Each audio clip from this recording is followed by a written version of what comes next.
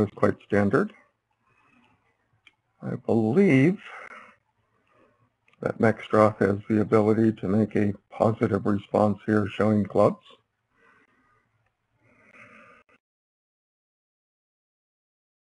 He certainly has in the back of his mind a no trump already with what he believes is two spade stoppers. And usually in the Meckwell system, 9 points is a positive response, certainly with an ace and a king-queen behind the overcalled suit. It's more than enough to be considered a positive.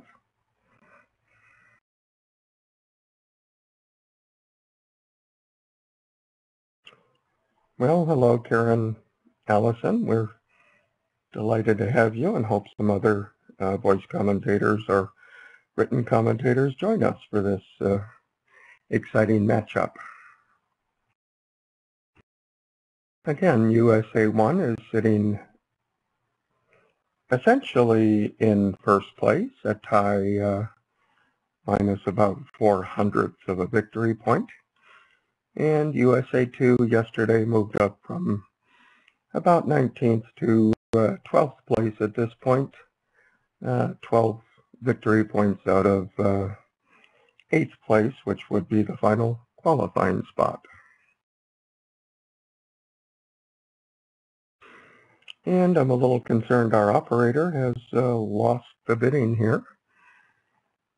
Jeff Mextroth usually doesn't think nearly this long, having been the operator at his table quite often. This would be a fairly standard situation for him to consider. And while I don't know his precise system over a one spade overcall to show clubs, I know that that is likely what he would be doing. All right, thank you. I will call up the video so we can see what's going on. And you can see a video button in the middle of your screen, just under the name of Mextroth and the S for South, Mextroth. I guess I will take a peek and see what's up.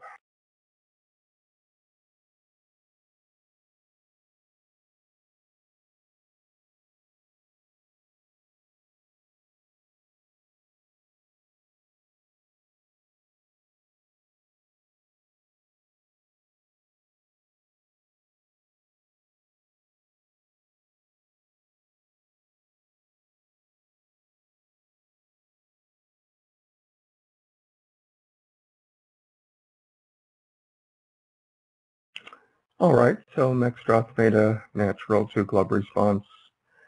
Woldridge put a great deal of pressure on here with a 5-spade call. And I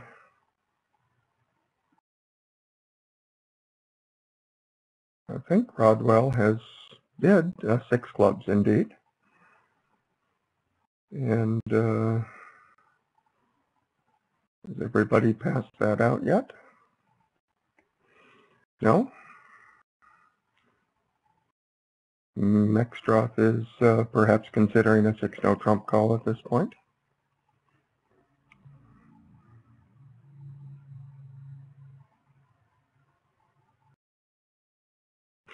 But I guess I see a pass card by Mextroth. So Woldridge is in deep thought, trying to decide whether they found an excellent spot or whether he's pushed them enough that they've had to make a very high-level decision. We can see that that's the case, and that Hurd is quite happy with a 6-club contract.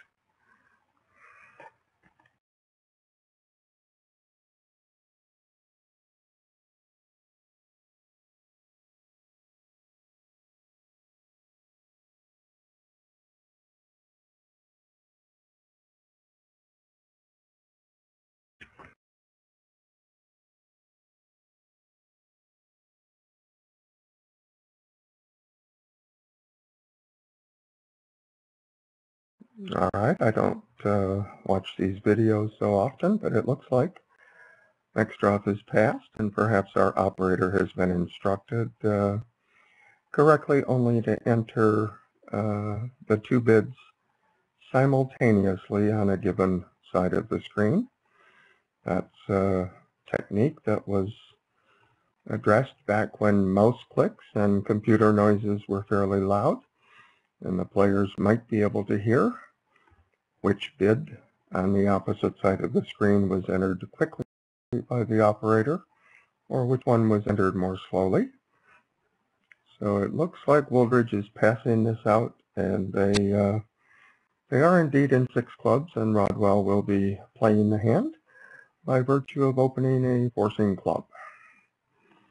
We certainly know what's going to happen here, and Rodwell will be trumping this, and if Rodwell leads the Queen of Clubs, it looks to this observer like he can pick up the entire club suit, minus one obvious loser, since the spots are the Ace 10, 8, 7 in dummy, and Rodwell has the Queen 9 doubleton.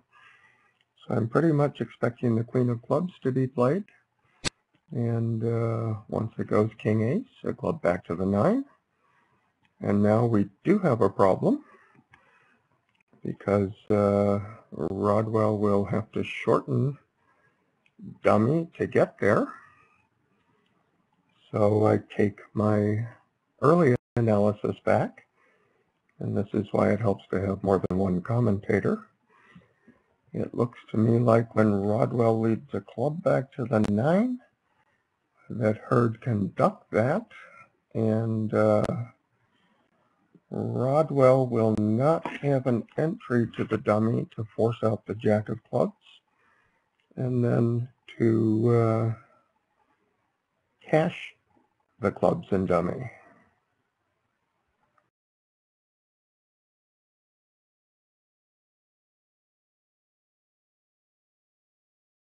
And taking a peek in the other room, I see that the contract is in fact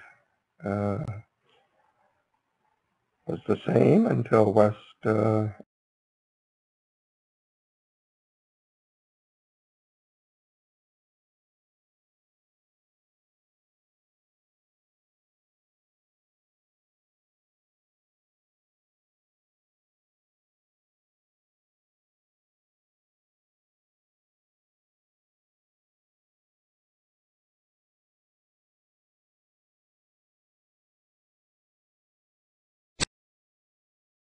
heart will be lost, a diamond.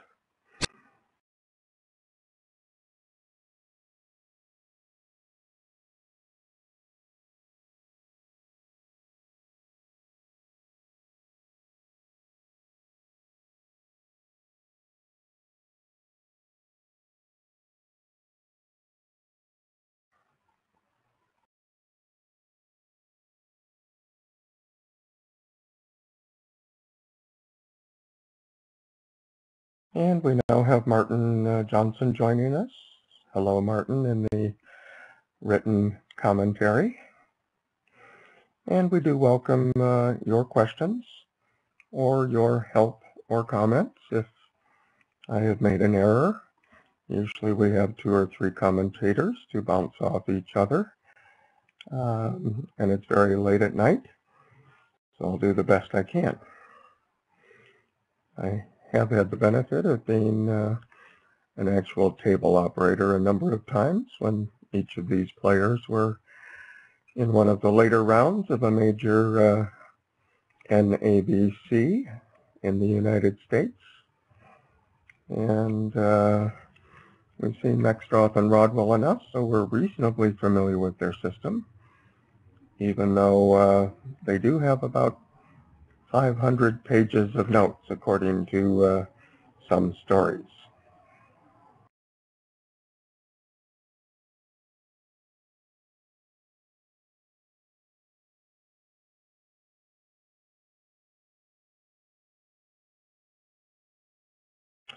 And we're now joined by Michael Bodell as well. So quite a substantial and expert group of written commentators.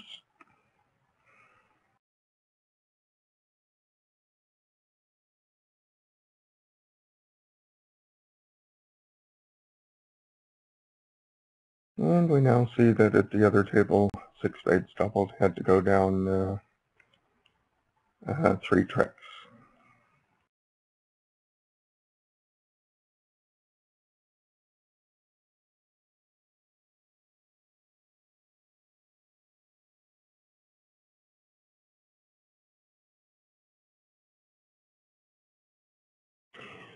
So our operator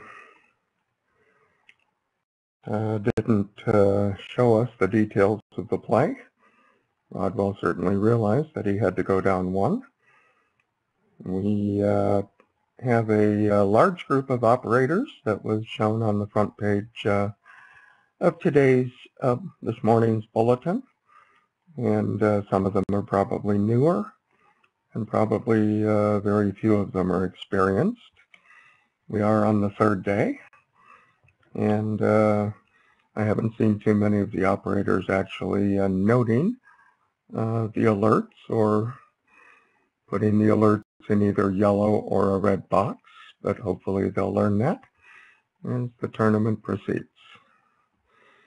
Here we see an extremely long diamond suit and 7-5 distributions in the reds by in East's hand, John Hurd. Wooldridge, of course, has a minimal hand with a 4-card major and shows it at this point.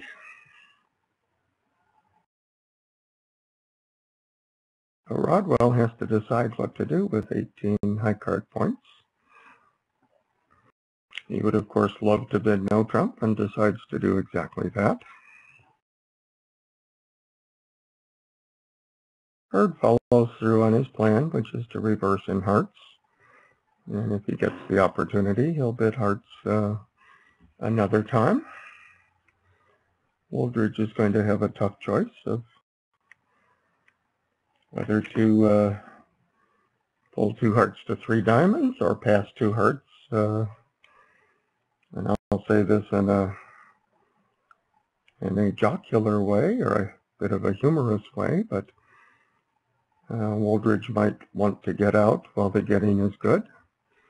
Just passing 2 hearts out of what we call fright, and that just means he doesn't think he has anywhere better to go, and 3 diamonds would be 1 trick higher. And he doesn't feel he has anything to contribute to partner. 2 queens in the black suits opposite strong red suit bidding are pretty much considered of little or no value. But Wooldridge takes this as forcing. To no trump may be the start of a get-out sequence. Many people play that partner is forced to rebid their minor, and that apparently is what happened. Wooldridge's 2 no trump was the start of a sign-off sequence, and Hurd was required to bid his minor. He did that, and Wooldridge quickly passed. So it looks like Hurd certainly has 7 diamond winners. The queen will tumble down despite Rodwell's no trump overcall. And the question is, how does he attack the heart suit? And the answer is he's going to have some trouble. He'll pretty much have to try to smother the queen of hearts at some point because he has no entries whatever to dummy. The only chance of an entry is if some reason Rodwell were to lead a diamond from his hand, and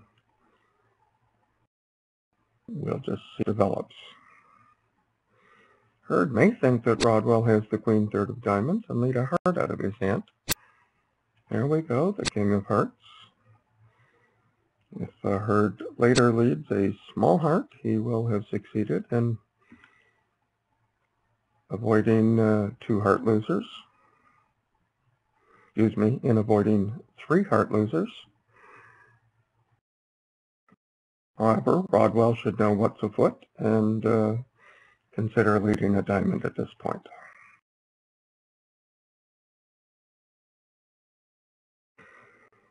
So if Rodwell does indeed lead the diamond, Hurd can escape with 3 heart losers and 1 spade loser and still make his part score.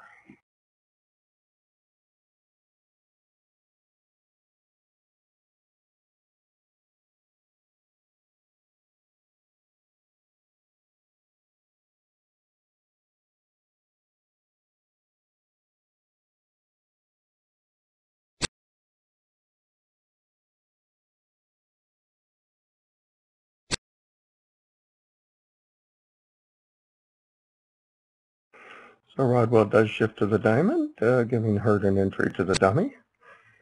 Hurd will have a decision upon leading the 8 of hearts from the dummy as to whether to go up jack. Now we can see from the heart spots that he can't lose more than 2 additional hearts. And actually, when the opponents continue a diamond,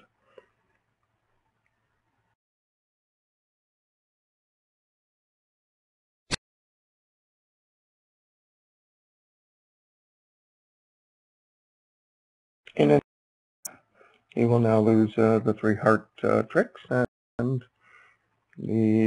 eventually the high spade and make his 110 and move on to board number 3.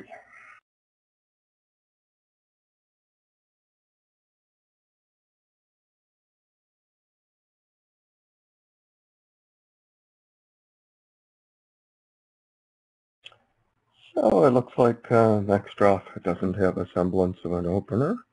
Certainly Woldridge doesn't. It looks like another big club in North, and this turns out to be a really big club. 25 balanced high card points. I have a story about that. One time I played with Norm Coombs, won in only 1 session. Told him we played 25 or 26 point 3-no trumps, and the very first board I played with him ever, he did open 3-no trump and had that very 25 or 26 balanced. Vextroff will bid 1 diamond here. And I take that back. I think 1 diamond is 0 to 4, and there we go. 1 diamond 0 to 8.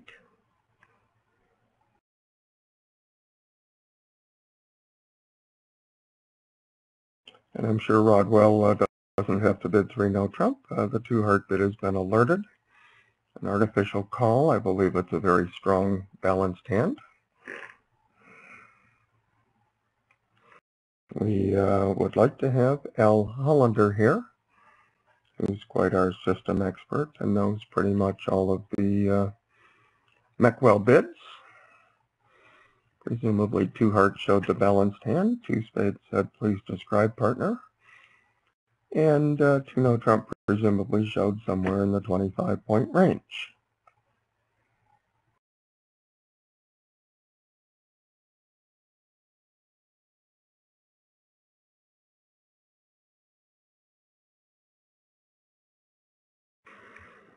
All right, I'm told this is a Kokish relay system, and it very well may be.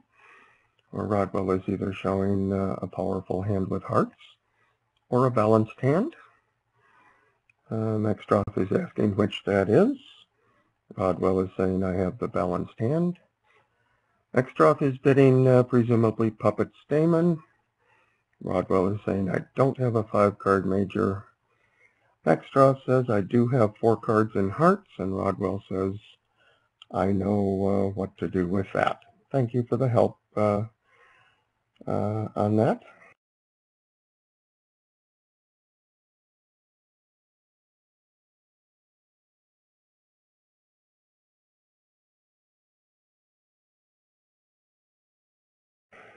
Again, we don't normally do this with only 1 voice commentator, so please bear with me. I will make some errors. I will overlook some things and Your assistance is greatly appreciated. It's closing in on 11 p.m. here in Southern California. Around here, the sun comes up early and we get up early. We take our swims and get our sun, and then by the mid-evening, we start dragging just a little bit and the coffee has long worn off. So a quick look at the hand. It appears that Rodwell, of course, has 4 tricks in clubs, certainly a couple of diamonds, even with the king offside is 6. 3 spade winners is 9, and no good way for the defense to attack any of those suits. If Rodwell takes a view in spades, he can drop the 10 double 10 in the east and finesse the 9 on the way back in his hand.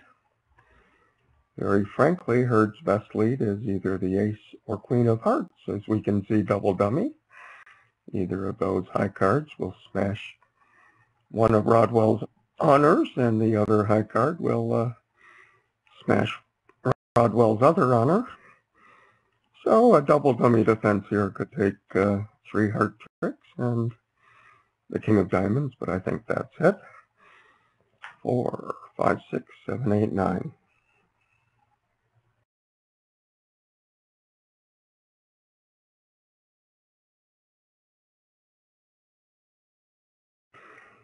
I have a message. Can they make 6 clubs? Well, yes. Trumps are 3-2, and Rodwell could play 4 rounds of spades. Finessing the 9 on the 3rd round and cashing the ace to pitch a diamond from the dummy. Play the ace of diamonds and queen of diamonds, rough it with dummy's last trump, and hopefully have won a heart trick in that process before he runs out of trumps. But it would be very unlikely for either pair to get to 6 clubs, and in fact 3 no trump is being played at the other table.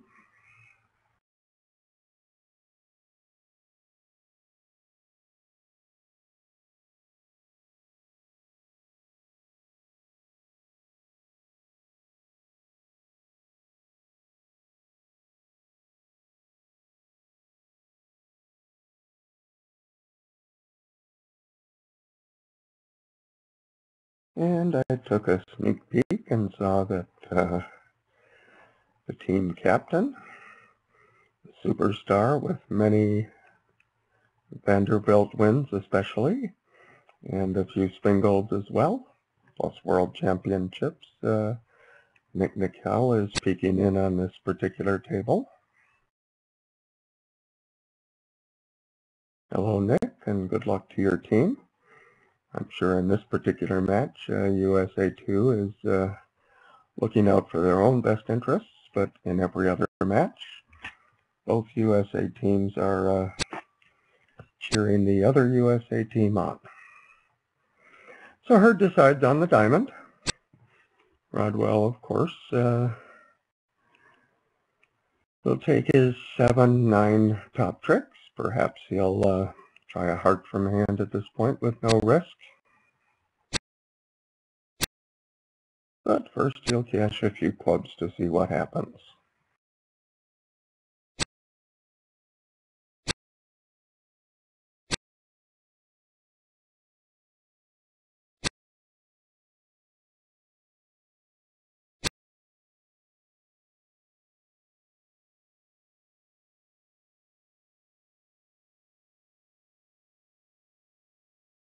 So Wooldridge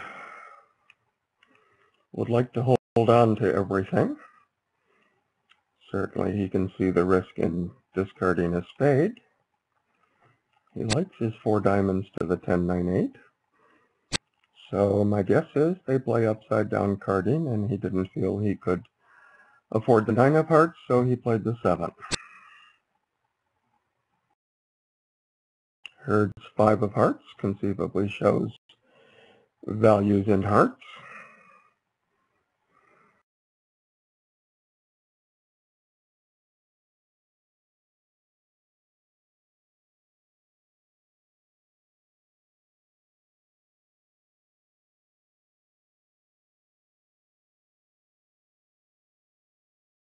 And of course, we know and Rodwell knows that the contract is not in doubt. But sometimes these matches and sometimes even the standings are affected by a fraction of a victory point. So there is always the effort to take the maximum number of tricks consistent with safety.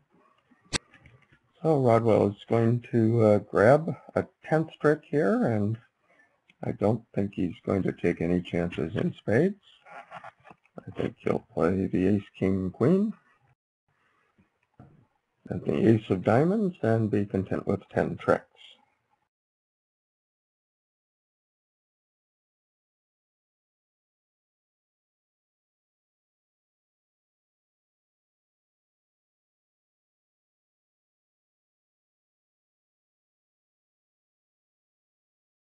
Rodwell is giving a moment of consideration to leading another heart.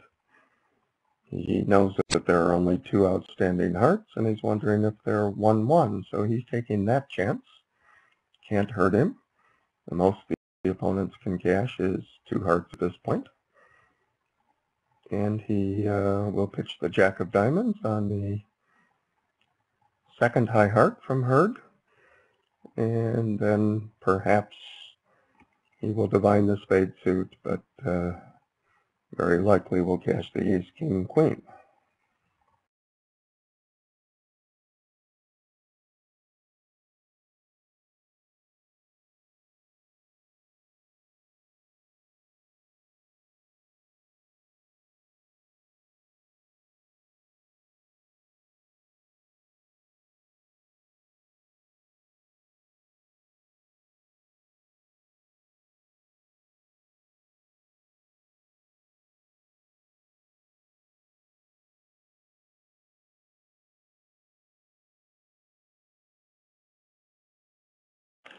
So I think we'll have a second voice commentator shortly. Jordan Chodorow has made himself available, thankfully, and that'll make 2 of us from Southern California on this broadcast. The European broadcasters are probably following some of the European teams at this point.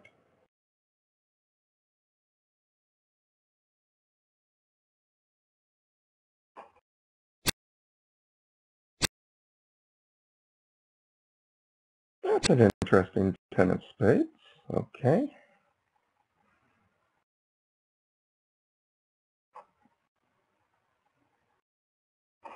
Conceivably, it could be a tricky card from the 10 jack.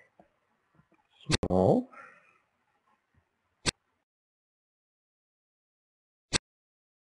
So Rodwell is going to check out the distribution here in diamonds to see if he can get any information. But in the end, he's not going to risk the possibility that Hurd has 1 diamond, 1 high heart, and 1 spade left, I don't think. Although it's not a substantial risk because 9 tricks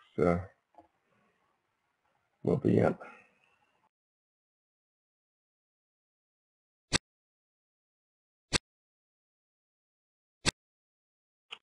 So we're finished, and our view graph operator is a little bit behind. And delighted to have you join us, Jordan. Hey, Gary, can you hear me? Actually, I can hear you very reasonably, and your slider is in the middle, so I could push it to the right if someone in the audience is having trouble hearing you, or they could push it to the left if you're too loud for someone. Okay, well, for those of us on the west coast of the U.S., this is just about the only session we can reasonably watch. This is the first one of each day.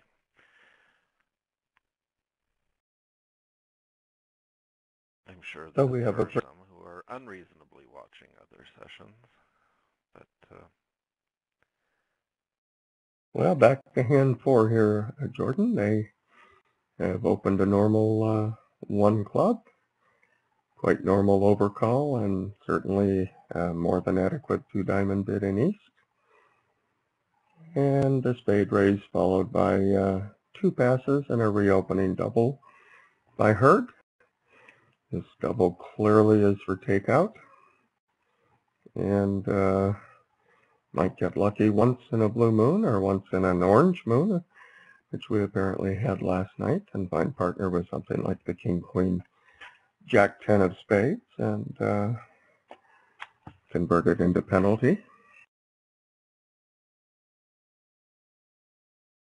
Okay, well, I have to admit that I would probably just rebid the diamonds. You know, the classic shape for the do something intelligent a double is a little more balanced than this, I think. I think normally, Jordan, but I'm questioning whether 2 diamonds is absolutely game forcing, especially followed by 3 diamonds. I'm wondering if that might not be considered passable, and therefore Hurd may have been required to double in order to force the game.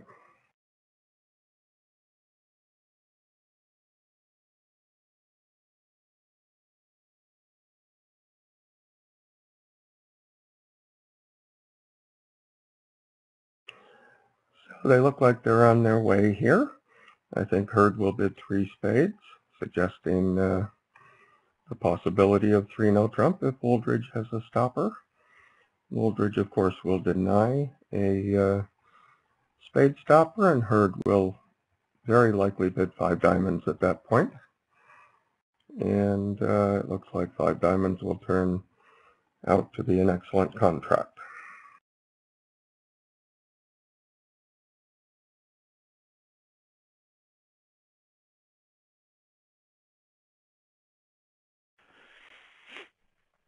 Yeah, so as to when to sit for the double, well, you can always implement the rule of 9, that being the level the opponents are at, the number of cards in your suit, and your number of honors.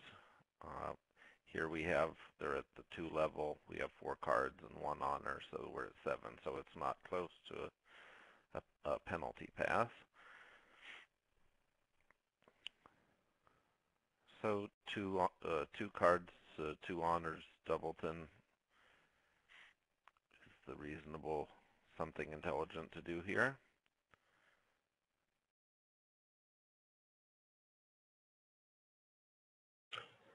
And we can see that the view graph operator is following the rule book.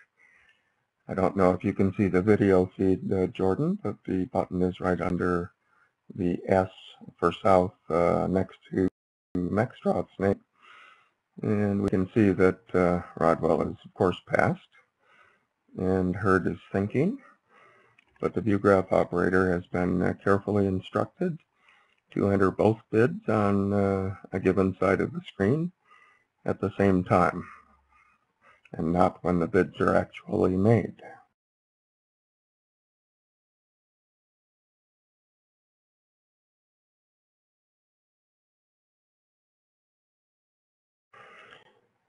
Well, Jordan, I was fully expecting Hurd to bid 3 spades here. He's still pondering very thoughtfully. And he's drawing out, I think, a 3 heart card.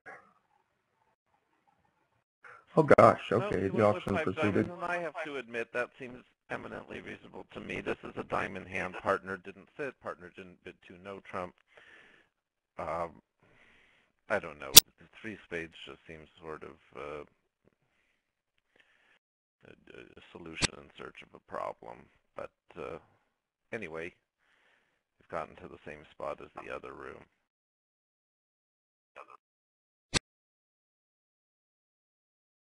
I think I have to agree. Perhaps I was fantasizing a little bit when I said 3 spades, but I've just seen that auction so many times that popped into my head. Maybe a little reflective. I like Hurd's action, I have to say.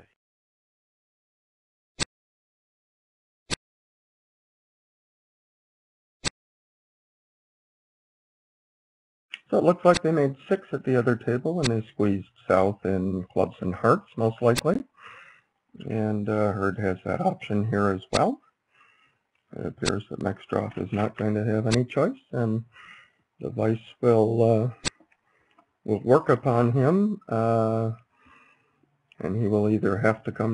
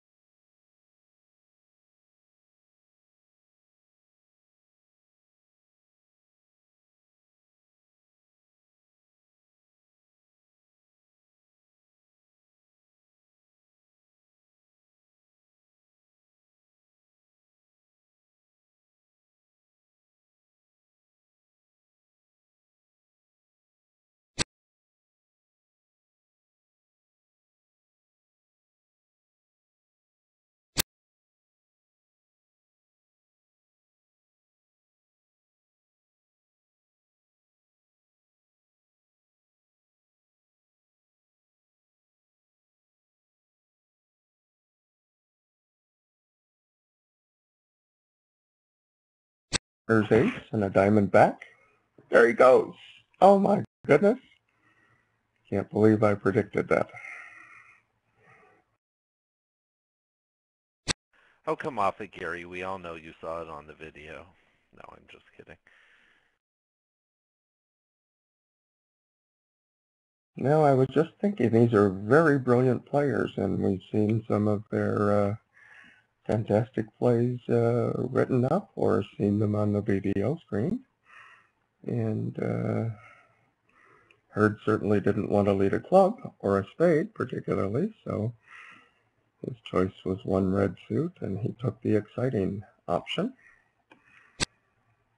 I think Wooldridge is going to grab the ace and put Mech to the test.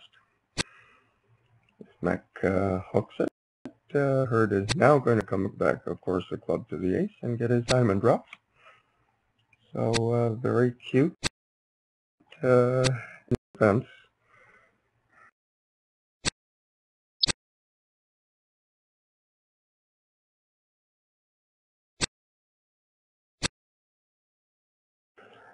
I think this comes, Jordan, from a long life as a view graph operator, watching pretty much the world's best, often doing Zia, who comes up with creative plays.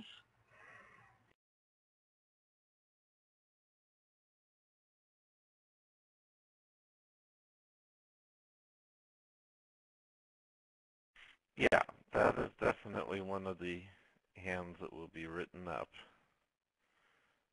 Great job by East-West there.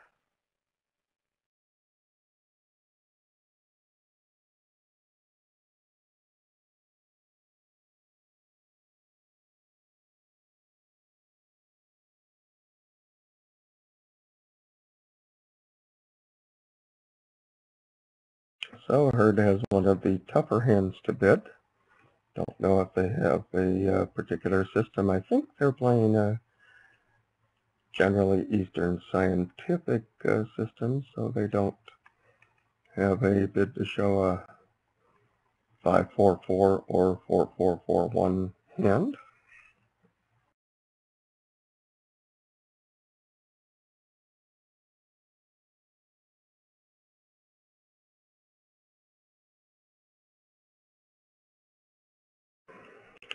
So I think Wooldridge will rebid one no trump here, of course. And will Hurd leave that in? Perhaps he'll pull it to two clubs with only 11 high card points and weakness in both of his side suits. Well, query, does the one club followed by one spade show an unbalanced hand? If so, I would certainly bid two clubs, not one no trump. Yeah, and that's exactly what has happened here. And I like that it shows an unbalanced hand. That's how I would play it. If I have a balanced hand, I'll rebid a no trump and hide the spades. Here it's perfectly fine to open the hand, which is, a little light, but you've got a great opening suit and you've got a very easy rebid, so there's no thought of passing this hand. But two clubs and a trump lead is called for on this type of auction.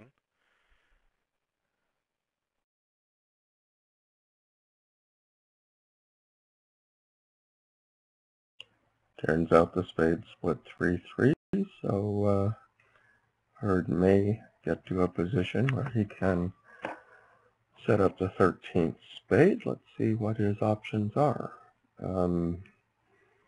He only has one entry to dummy. This hand is not going to play well for him, even though both of his side suits are 3-3, because he can't really afford the double hook in diamonds. And if he cashes the ace of hearts, he has to decide quite early which 13th card in a suit to pitch from either of his pointed suits. So he's got 5 club winners, a heart is 6, and that's all we know for sure at this point. Well, South in the other room chose to overcall one heart with this hand, and North fielded it, bidding only 2 hearts over 1 no trump. So obviously their North knew what their south overcall's on.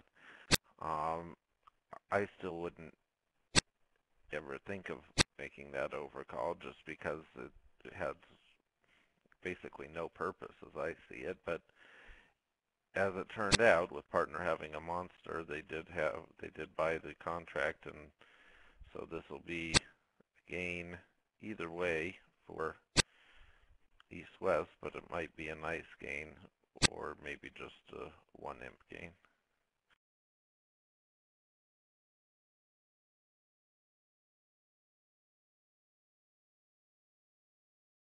It looks like Hurd is going after 3-3 spades at this point, and with his 1 entry to the dummy, he may pitch a diamond and try a diamond up to the king.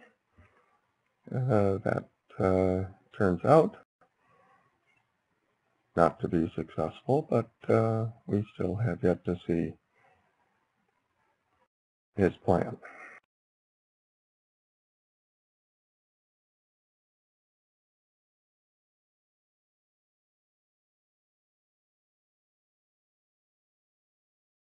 So we can see the possibility of three spade winners and 3 diamond winners for the defense.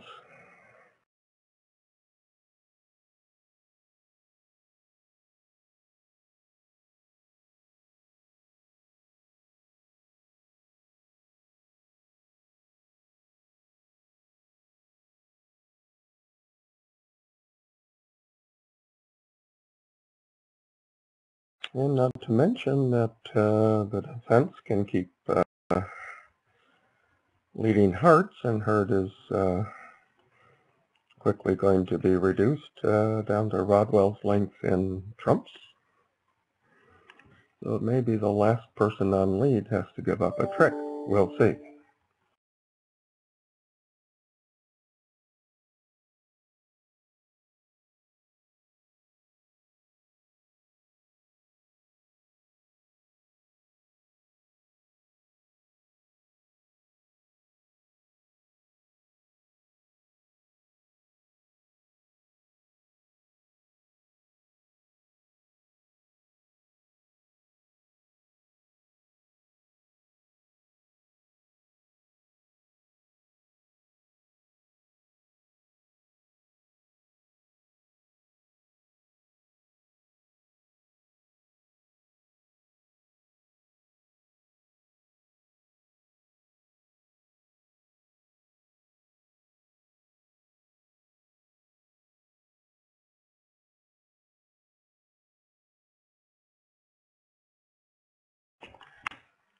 So Jordan, any guesses on what Hurd is going to do here? He clearly has a number of options and no assistance from north-south on where the cards lie.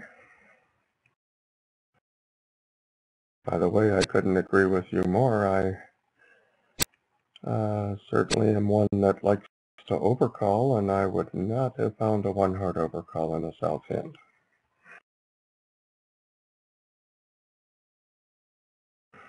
So with the extra entry, he can double hook the diamond, and maybe that's his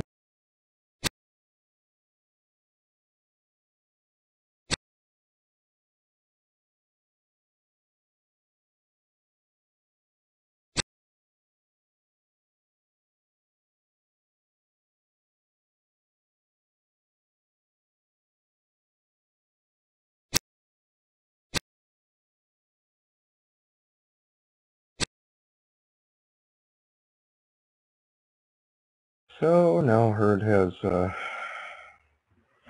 1 trump more than Rodwell.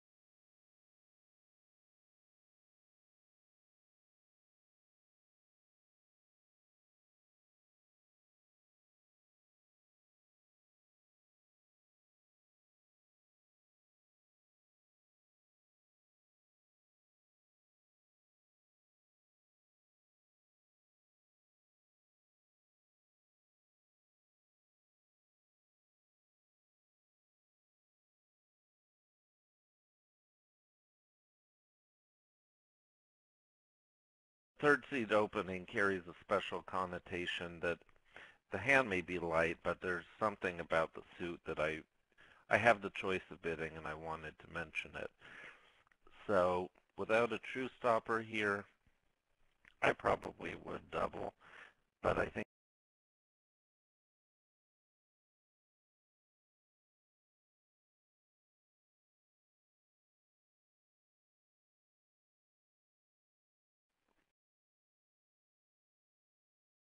Certainly agree, Jordan, and saw that yesterday when some 5-4-2-2 hands were opened a no trump. 2 or 3 decades ago, that would have been considered bad bridge. Today, as long as the high card points fit and you don't, say, have 2 small doubletons in your other 2 suits, many players are simply opening 1 no trump.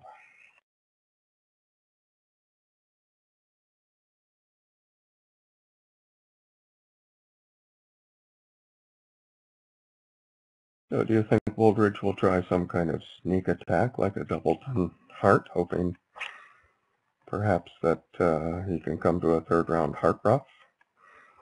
Does have the Jack-10 third of trumps, which figures to have some value, particularly a partner has either the ace or the queen doubleton.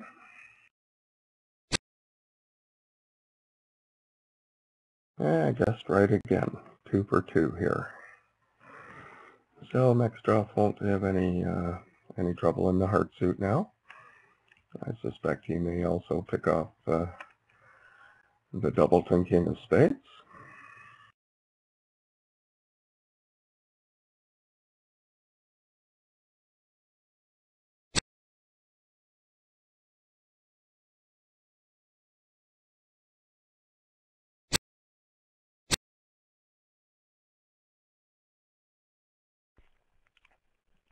it sure seems like you're going to need something positive to happen to beat this hand. And so I would probably lead the heart. Well, I would lead the heart, but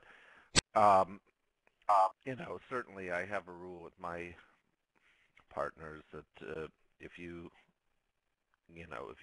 lead the suit that I bid in 3rd seat, there will never be any recriminations from me for it, because if I choose to bid in 3rd seat, there's a reason for it. I really want that suit, or I just have a real hand.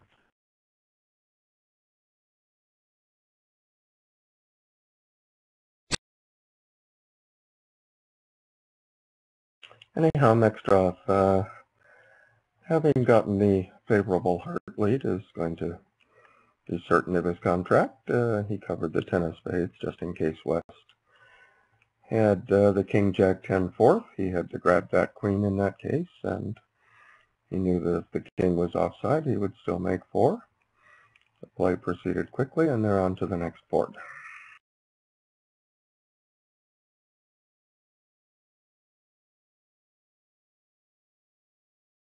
Well, it looks like Rodwell has a classic 3-club bid, and Jordan, are people allowed to do that with 7 cards now? I thought 6 cards or even 5 were standard, and nobody might know what to do if they actually had a 7-card suit at the 3 level.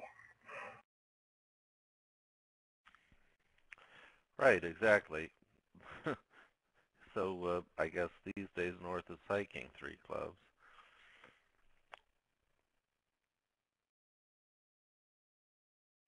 And just for our spectators, I hope you know I was joking a little bit there.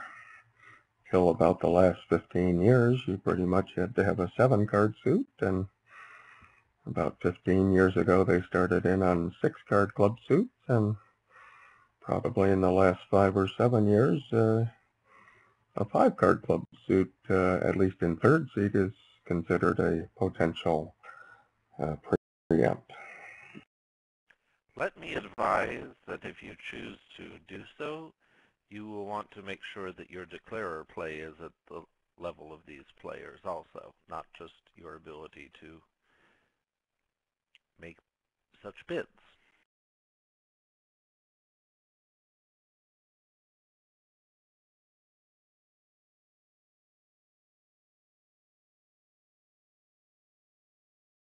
So it looks like there's a bit of an explanation here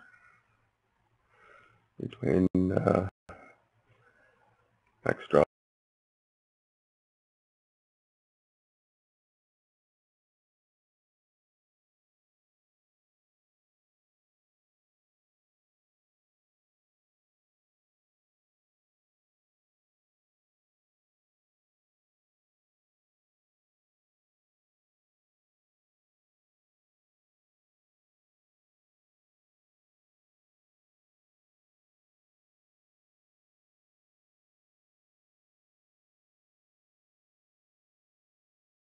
Relying on his diamond suit and a prayer that partner can stop clubs.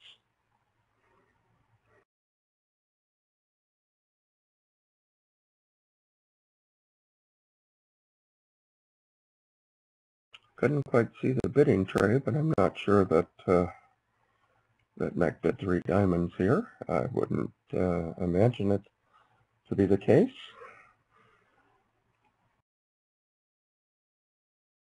It looks like Mac does have a 3 diamond bid down there. Wow. Maybe that was some form of transfer.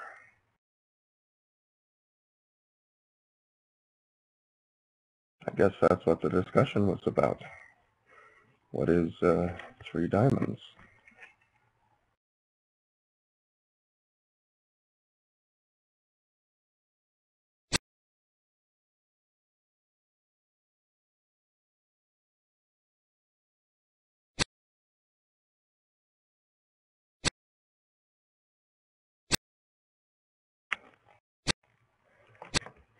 So Woolridge is having none of that 3 diamond business. He's just simply playing the ace and the king.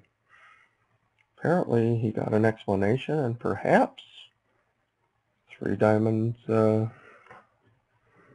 is some form of transfer or run out. Jordan, I guess, will not know at this point. Well, Kid is telling us it's a major. Okay. Yeah, we haven't gotten a lot of, we missed a lot of alerts throughout this event so far.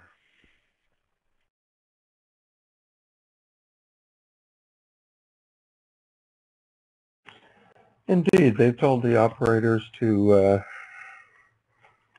avoid entering one bid until both bids have been made on the same side of the screen, and the operators are so intent on that that they haven't addressed the issue of putting the alerts in yellow or red boxes for us.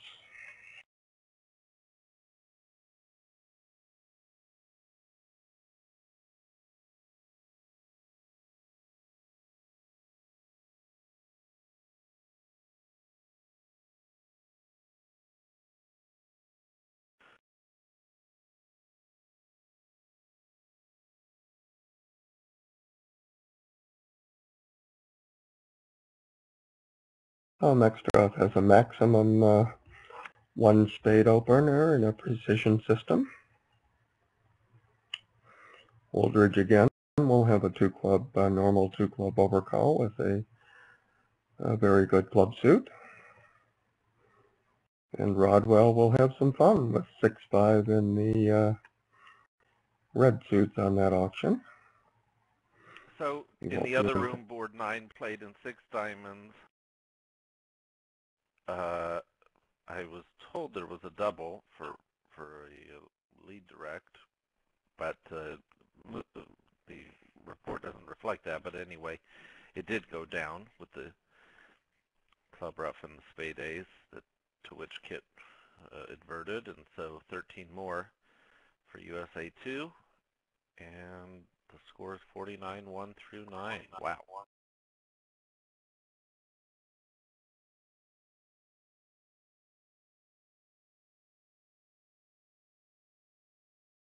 And again, we remind everybody this is 1 match out of 21.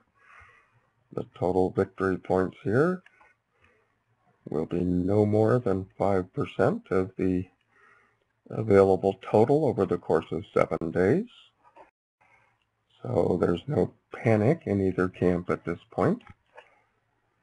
Obviously, USA2 is getting the better of virtually every board up until now.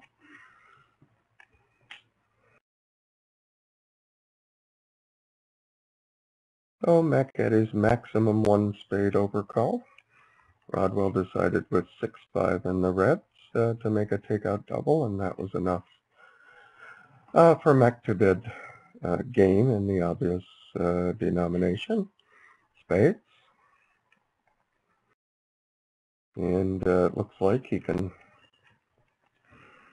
get a couple of club roughs in the dummy if trumps are not led. He can certainly set up the hearts. It appears on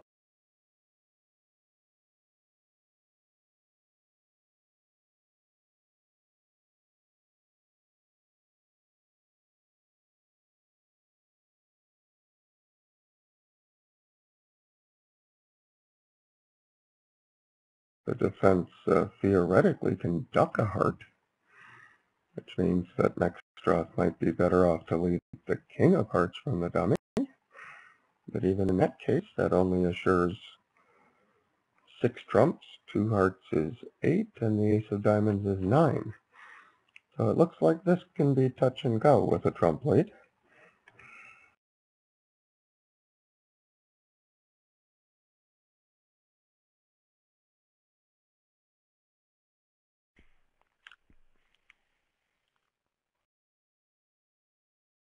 Well, I have to admit I would lead a diamond here, not a trump.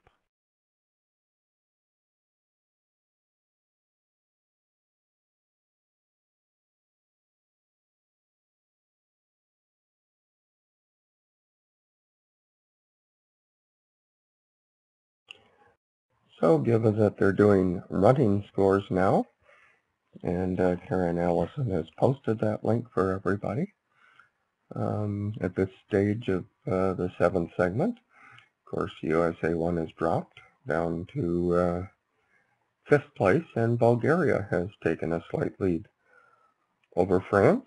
India has moved back into the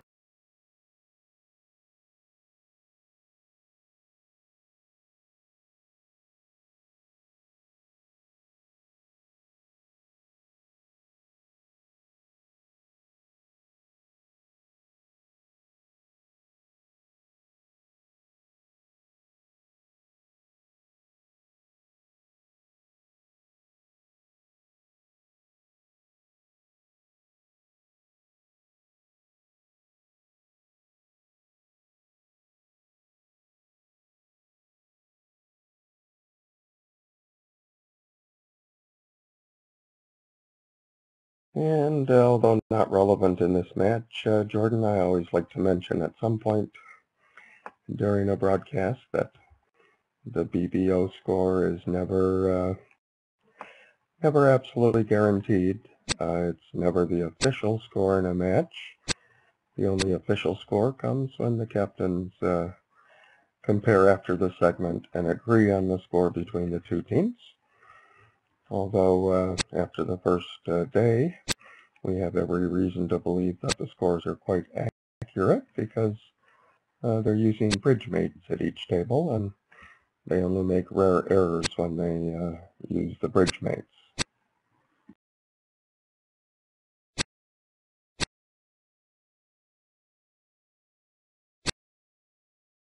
So next up, I've got a favorable lead of the ace of clubs.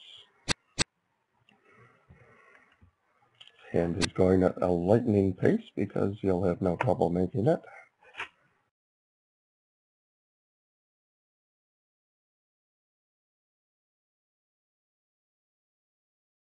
Looking like he can take his poison. He can either cash the heart or attempt to cash the heart and pitch a club.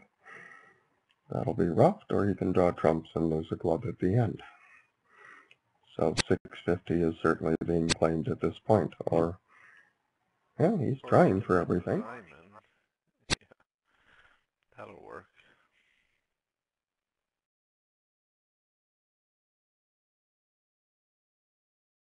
Well, I'm told the same lead in the other room.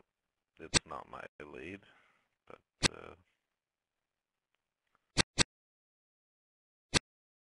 anyway. I couldn't agree more, Jordan. It seems a bit risky of giving away a trick, and does on this hand. Indeed, the ace-6 was led by 11, and very likely the play will proceed in a similar fashion.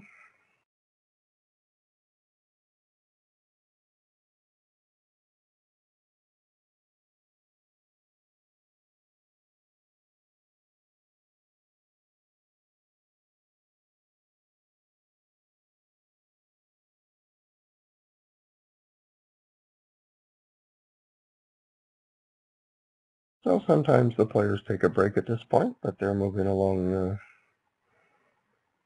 at a reasonable pace. Thank God.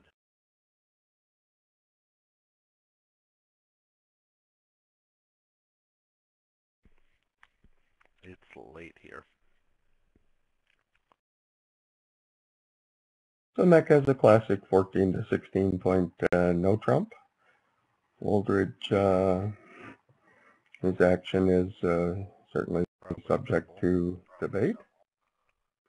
Well, yeah, it seems like with such a powerful hand, he has to start with double and then decide whether to bid later and what to bid later.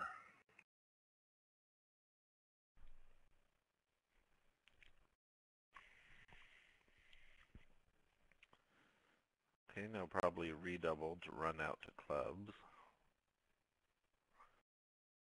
Rodwell may have a two-suit run out here. I'm not sure. There we go. Two clubs, maybe clubs and a higher.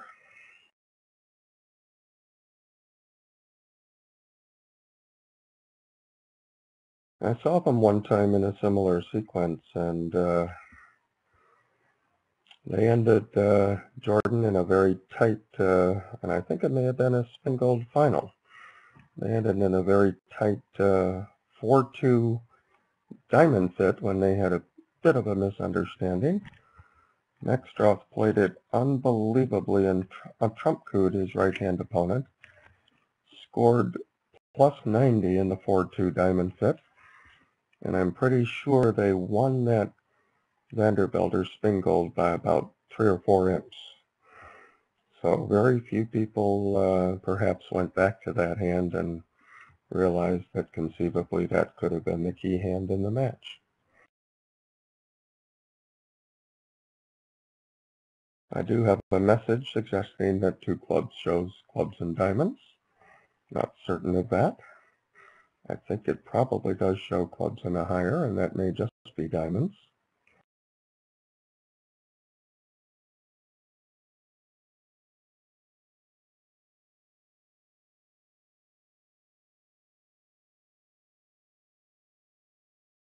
So Mech has passed, and Wooldridge, I think, has bid 3 spades.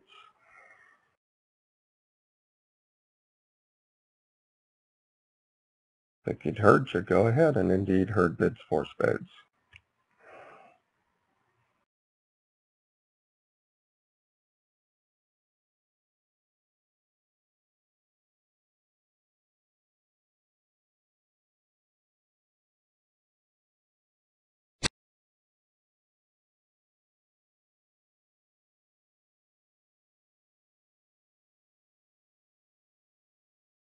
So it looks like 10 quick tricks here. Double dummy. The Doubleton Heart would have been the killing lead, but we're the only ones as spectators that are able to be double dummy. The players are only looking at one hand, or when the dummy comes down, 2 hands.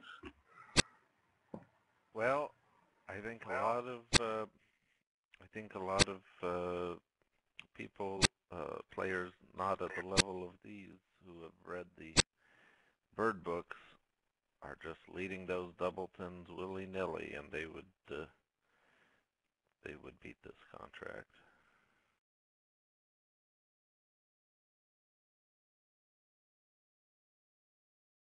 Well, Jordan, when I was younger, and that's been a long time, I remember leading quite a few doubletons and seemingly having some success. It's quite foggy in my mind right now, but seemed like a number of them worked out oh well. That's no commentary at all on this board. Rodwell made a power lead, a standard lead from Jack 10. And Wooldridge had no further problem in roughing a club, taking a trump finesse and taking 10 tricks.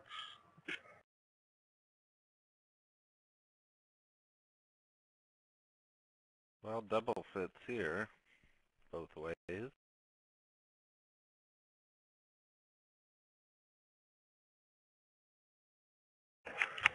So Wooldridge has essentially a game force, needs a little bit of spade support from partner, and he gets a bid from partner. Wow. Of course, they're non-vulnerable, so East can take a little bit of a chance here. East will be surprised when they end up in 4 spades, but he will be happy with the result.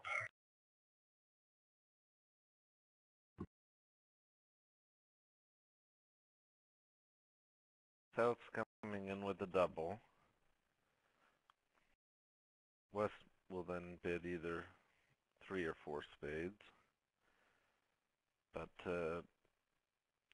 North will go on to a minor game.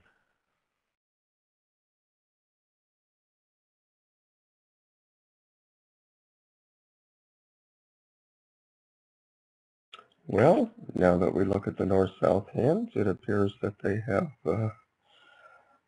no losers except for one in hearts, conceivably, especially if they find the 5-5 diamond fit, which is likely.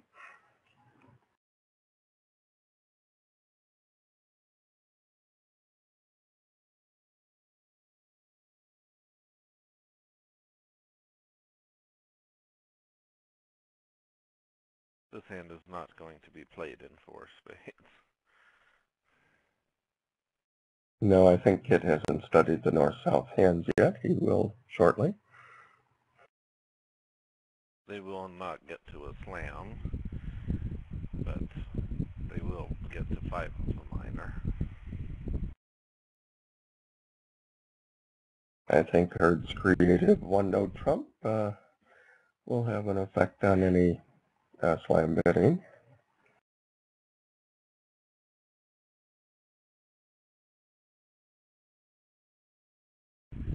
Boy, Herd sure likes to bid. And clearly Wooldridge is on the same page. By the way, it appears on the last board that the doubleton heart was led on a different auction. North never bid. And it appears that they're on their way to, oh my, they doubled 4 spades on the previous board at the other table, and it looks like with the doubleton heart lead, they're about to defeat 4 spades doubled for 100. Wow. That'll be what, wow.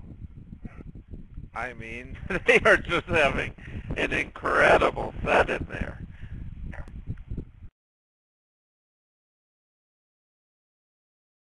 Well, Jordan, I think they saw themselves in 19th place after the first day, and they said, this is not our team, and there's certainly plenty of time left. Let's start to turn on the engines, and in this match, they're turning on the afterburners. I'll step out on a very thick and very heavy limb, and I will say that USA1 will still definitely qualify in the top 8, even if they end up being blitzed in this match.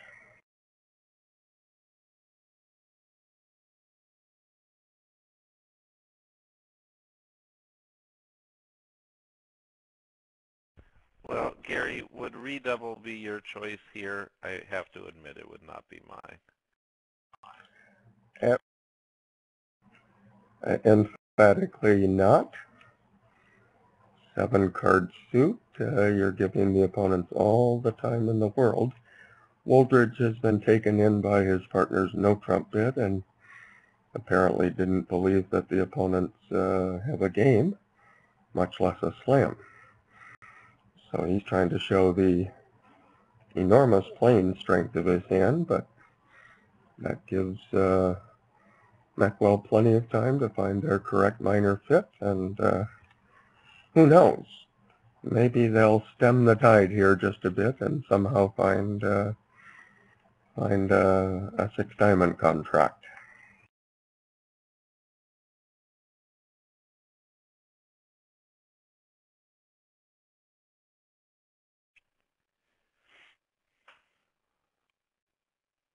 Well, if they do get to a slam here, this has got to be a contender for a best bid award. I mean, that's really tough on this auction. And while we're waiting, a minor news flash. USA2 with this incredible 48-imp margin has now entered 8th place, Jordan, the final qualifying spot for the knockouts. But of course there are still 14 rounds out of the 21 remaining, so all of these results are quite preliminary, but it's nice to see their jump from 19th to 9th, or to 8th, and I'm sure USA1 will be the first team to congratulate them if they do extremely well in this particular 16 board segment.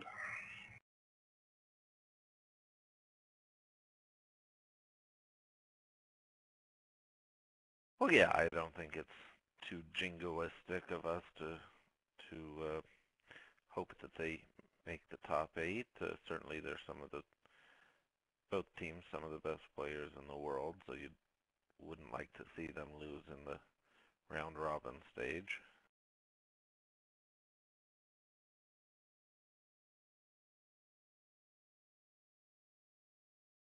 So the video feed is off for the moment.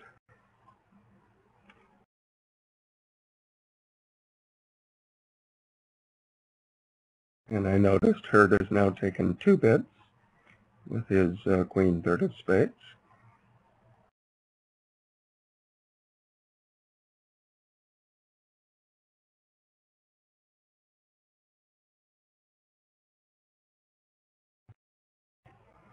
This is certainly the modern style, isn't it, Jordan, when you're non-vulnerable and particularly against vulnerable, bidding on very little, or what some would say essentially nothing, has become relatively standard.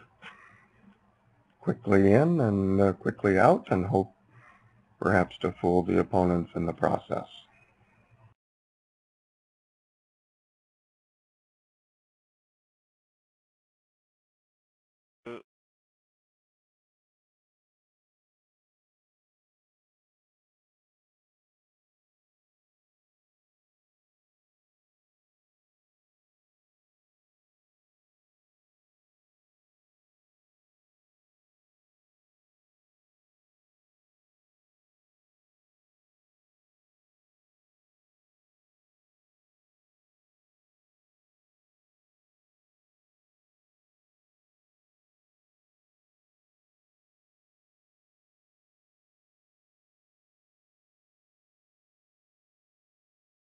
Much of this electronic equipment was immediately on it, immediately signed on to BBO and making the corrections. So the ViewGraph operator has lost one of the bids. Looks like Mech may have bid 3 diamonds and Rodwell may have bid 5 diamonds. I would imagine there was a 3-spade bid in the middle of that, if not a 4-spade bid.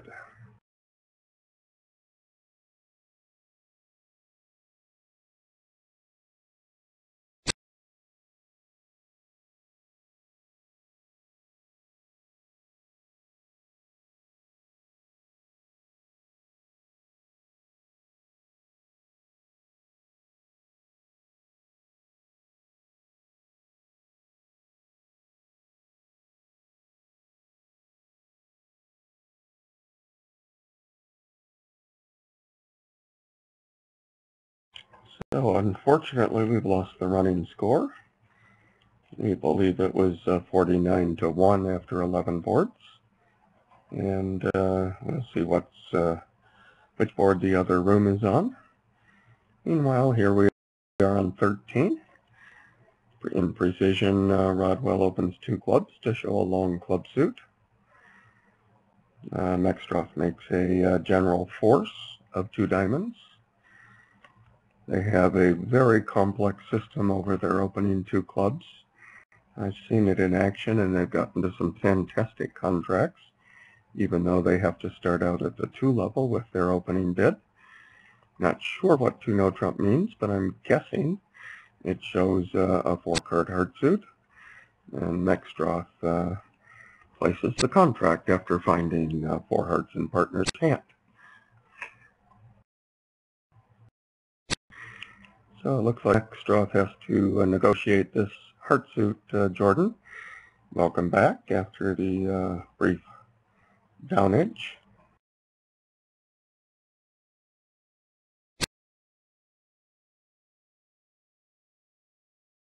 Well, thanks. Yeah, I had just started to say that if you look at board 7 and board 10, I don't think vulnerability has anything to do with it. I think hurt is just the designated, active bidder. And you just have to be on, it's fine to have a particular style. You just have to make sure that you and partner are on the same wavelength and you're not both going crazy at the same time. And so forth. Well, at the other table on board 12, West 11, of course, opened 1 spade, and Weinstein with the queen 3rd of spades also bid 1 no trump, non-vulnerable. And it looks like they're on their way to a minor suit game at that table as well.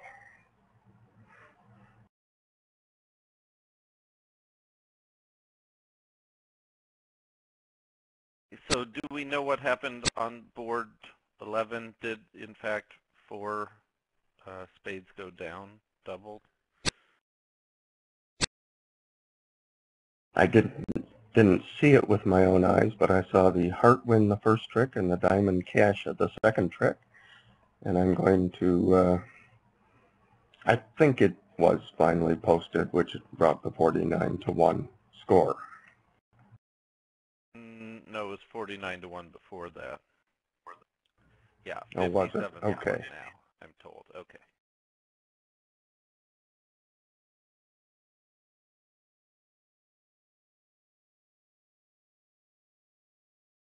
So Mextroff successfully negotiates the hearts and scores up his vulnerable game. And I can see that they're in 5 diamonds on board 12 at the other table, so let's see, the score you said was 57-1, Jordan? Didn't they score? Well, scored a game at one table and beat it at the other table. That's more than 8 imps.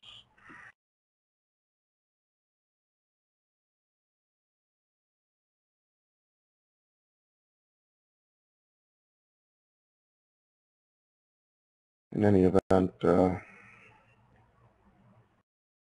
here we are.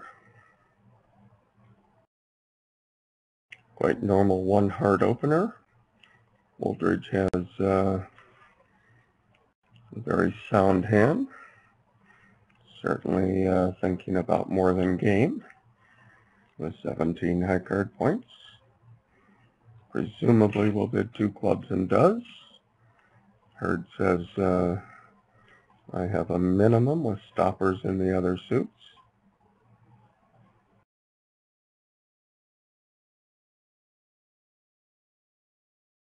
Do you think Wooldridge will try diamonds just in case, or simply bid something like 4 no trump here?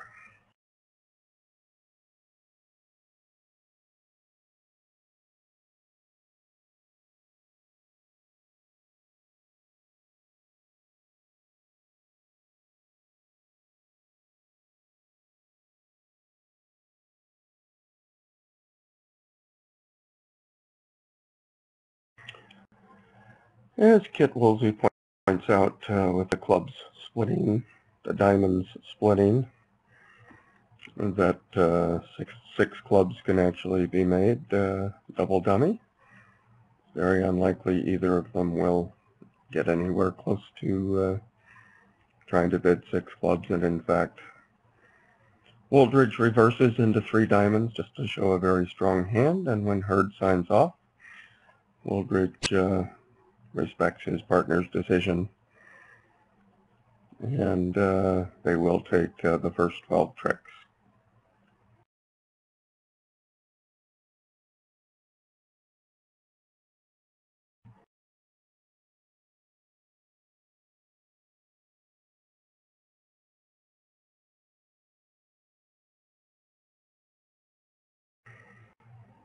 So Jordan, I'm told that there was a misentry on the bridge-mate, perhaps, which is why board 11 was only scored as 8 imps, when in fact it was 520, which probably should be 11 imps. Not that it matters much at this point, but my guess is the true score is probably...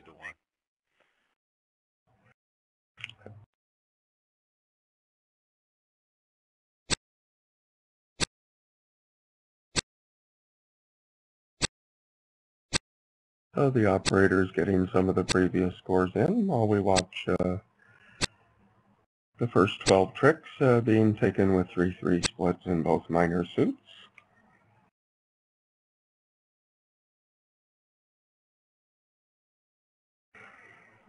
And the previous board at the other table, we're seeing another precision auction.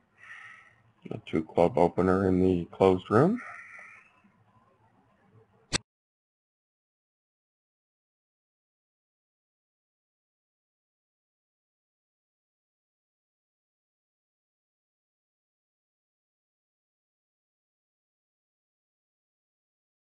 So then Hurd will cash the king and queen of diamonds just in case the jack falls doubleton while still having the spade king entry to dummy.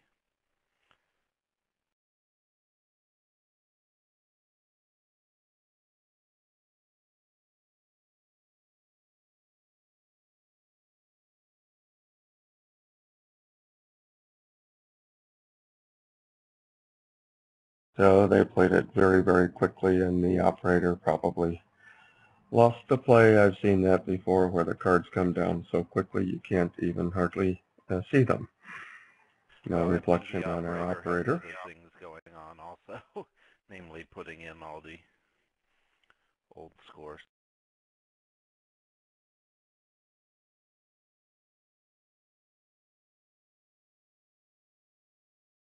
So Mextroff doesn't have an opening bid. Let's see if Wooldridge chooses with 5-4-3-1, including reasonable holdings in both majors, non-vulnerable.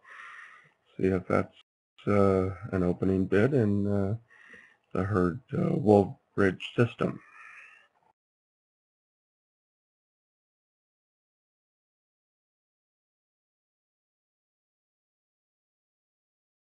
And sorry, like you, Jordan, it's after midnight and I'm getting pretty hoarse here.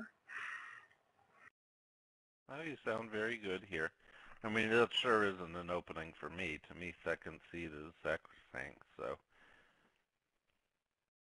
it's just not something where I feel the need to fudge. I mean, what can go wrong? What's the urgency to get in with this hand?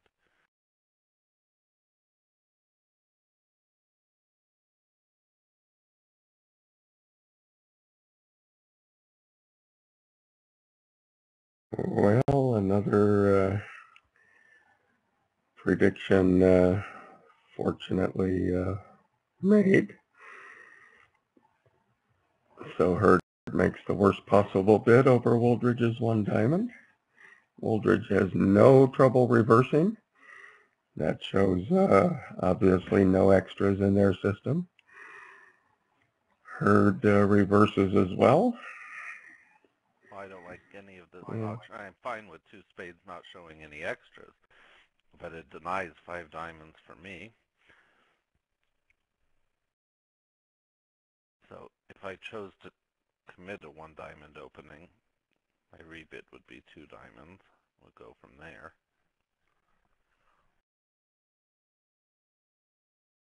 And if partner has spades, they can still bid them at the 2 level, of course. Bermuda.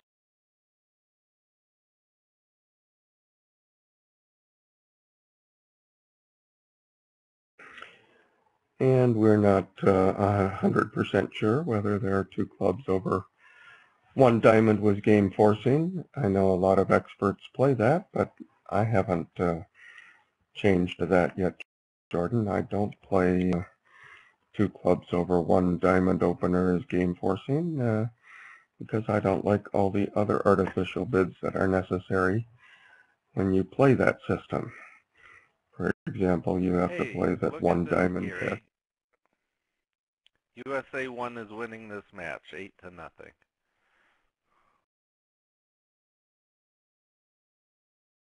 That will change.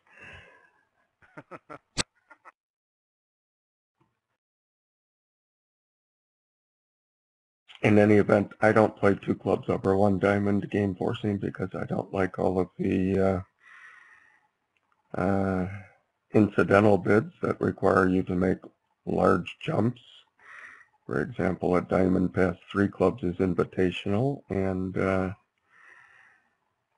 that uses up a lot of bidding space.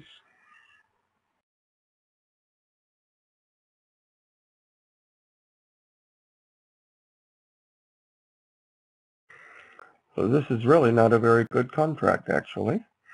Let's see, we've got 5 diamond winners, 2 hearts is 7. I guess there's really no way to beat it. Of course, you can see the ace-jack of spades on side, and the ace of clubs is in front of the king-queen, so there's no way to beat it, but I was sort of thinking they might end up in 5 diamonds rather than 3 no trump.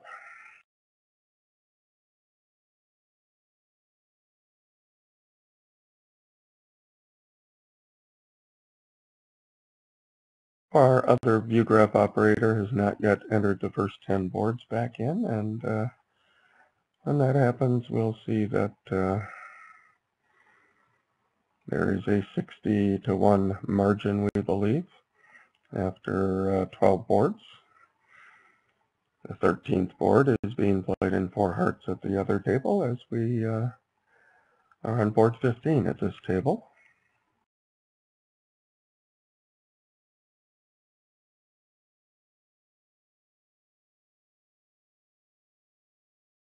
Yeah, something's very screwy. Board 11 was not played in 5 diamonds by South here. It was played in 4 spades, making here. So that board is all screwy. That's one of the, that 8 to USA1 is actually 11, as you said, Gary, to USA2.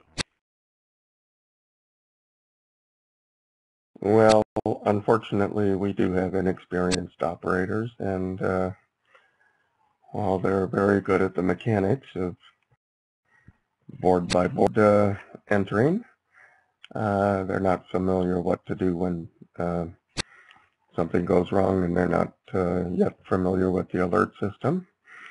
I can say, though, Jordan, in fairness, from quite a bit of experience as an operator, that you don't learn those details immediately. That you learn how to fix things on the fly only after you've fixed something one time.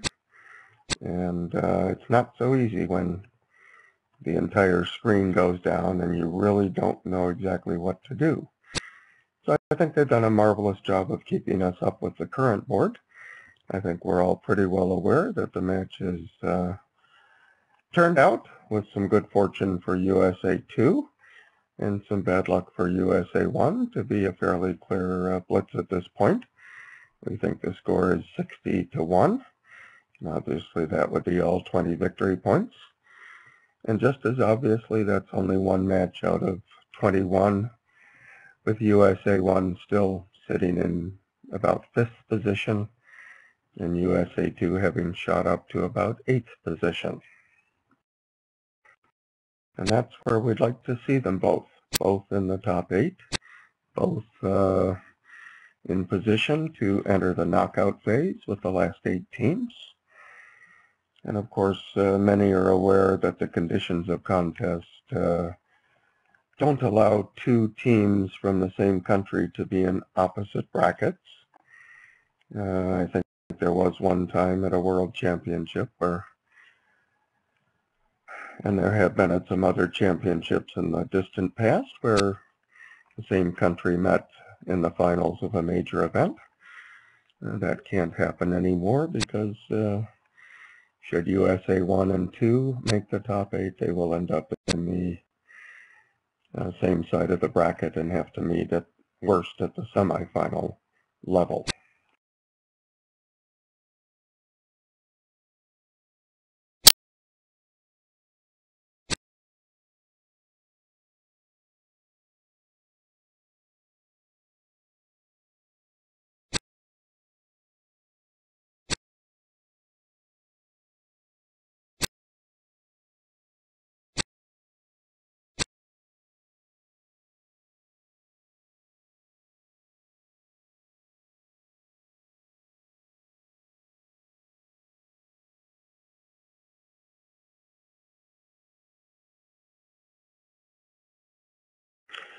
So Michael, as board 15 ends, Jordan, I'm sorry, Michael Bodell just messaged me.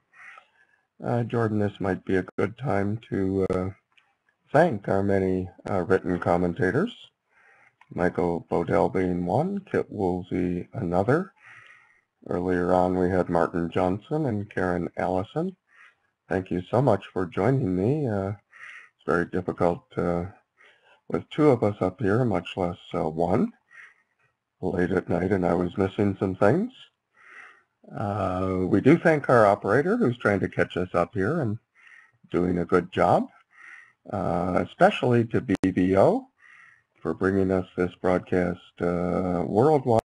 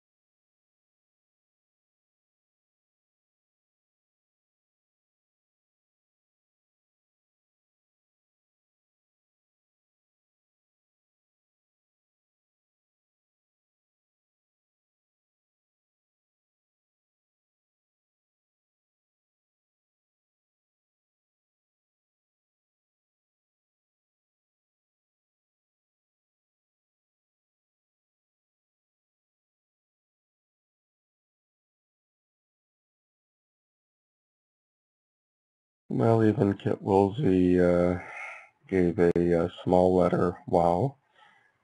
Expected perhaps a capitalized wow. Well, partner is probably got a doubleton heart and what have you, but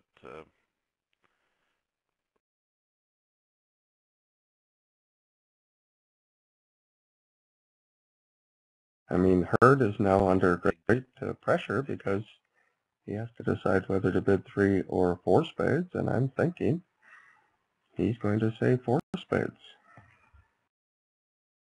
oh, I don't think so. Partner's past hand. I mean, whatever this is, it's pre-balancing to bid all these values. So I do not see 4 spades coming.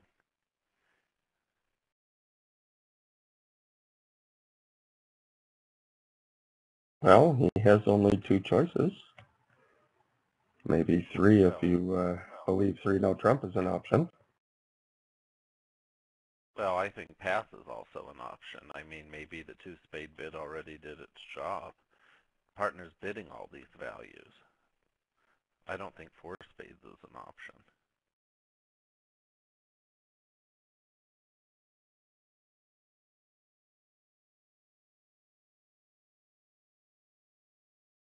Right, double's an option. But I would not double.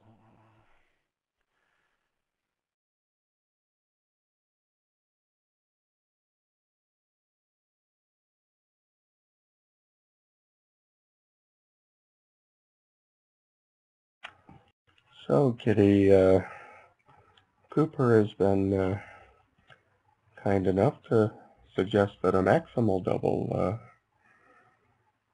is applicable here. Usually that happens when you both bid and raised a suit, but yet one more suggestion from a panelist and West Coast expert.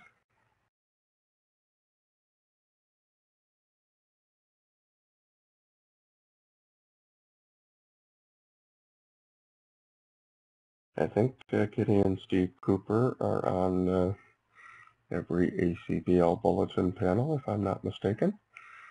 My bulletins haven't arrived on the West Coast in a while. Make this a maximal double as classically defined. So Hurd just chooses to bid 3 spades.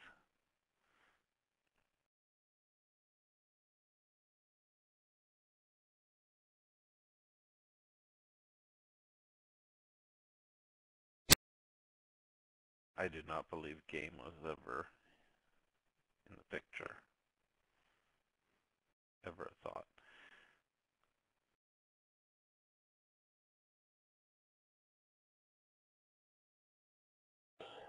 Well, I think one thing we can correctly say, Jordan, and that is don't do this at home. Hurd and Woldridge have a very sound partnership. They seem to be on the same wavelength. That partner can be bidding on very, very little quite often. And this auction is not recommended for most bridge players.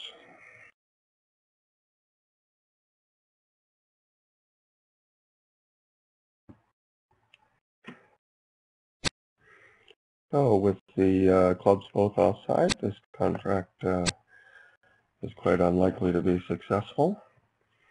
I am asked about the upcoming press conference, Jordan.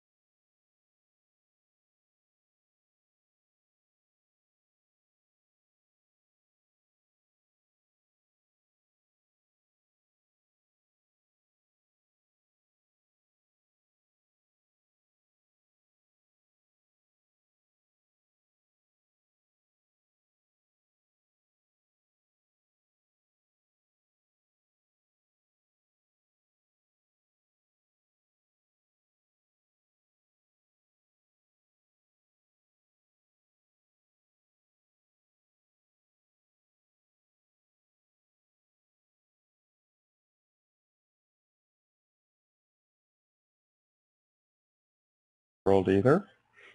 Pairs and teams are allowed to defend themselves and answer charges.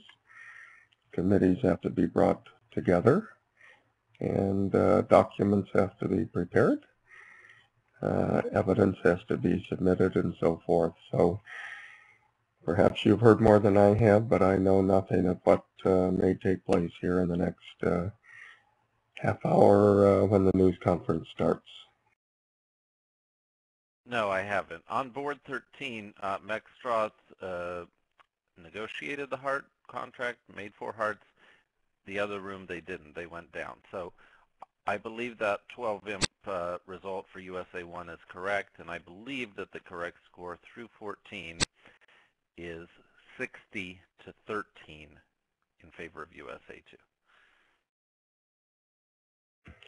Yep, I agree with that version of the score.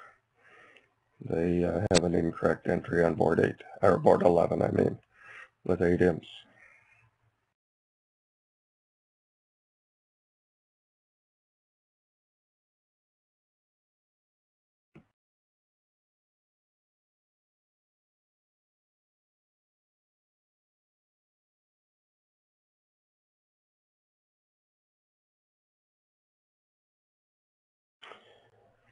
So North-South now have 2 winners in, are certain to get the Ace King of Diamonds, the King of Spades, and the King of Clubs. I guess I shouldn't say certain. May not get that King of Clubs at this point.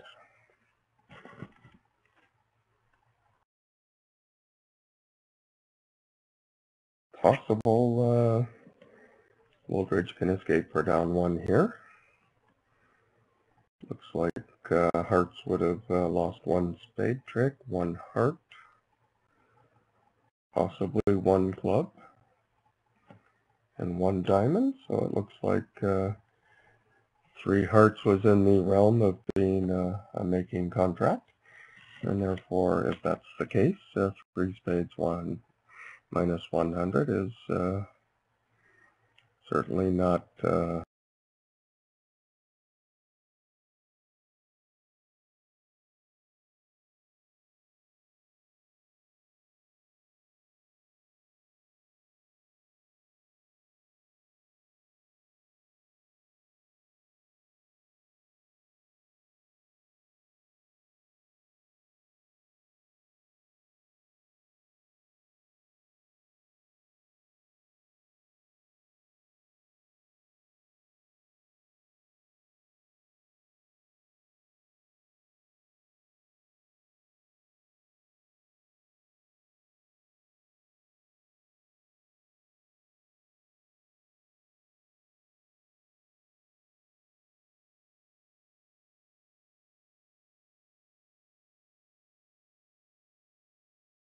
And I'd like to thank one of our spectators for providing the link to the press conference, the live press conference, which I've just put on the screen.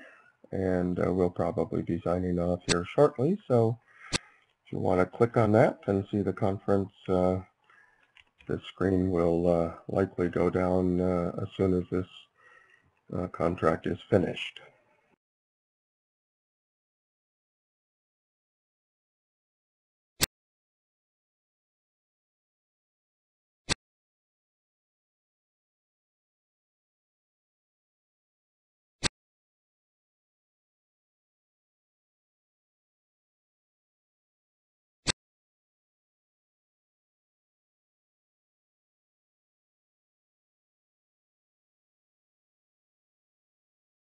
All right, I'm now informed that the link that was just posted will be a thread or a commentary on the news conference.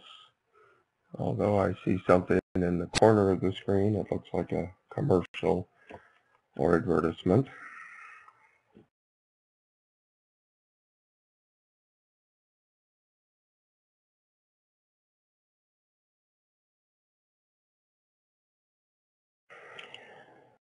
Well, Jordan, I've been asked to give my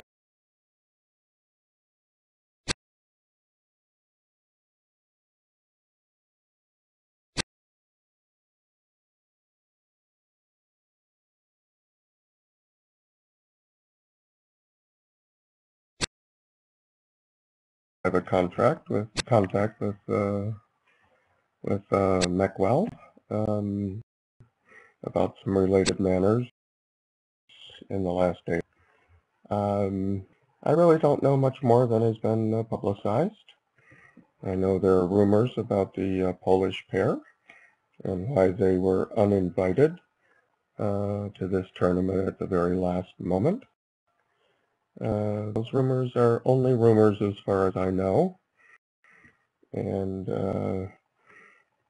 my only opinion is that the action taken in removing their credentials probably wouldn't have been taken unless there was substantial evidence of some kind of serious wrongdoing. I don't think it was because they got sick. I don't think it was because they forgot to pay their entry fee or that they showed up late for a captain's meeting or something like that. Sounds quite serious, but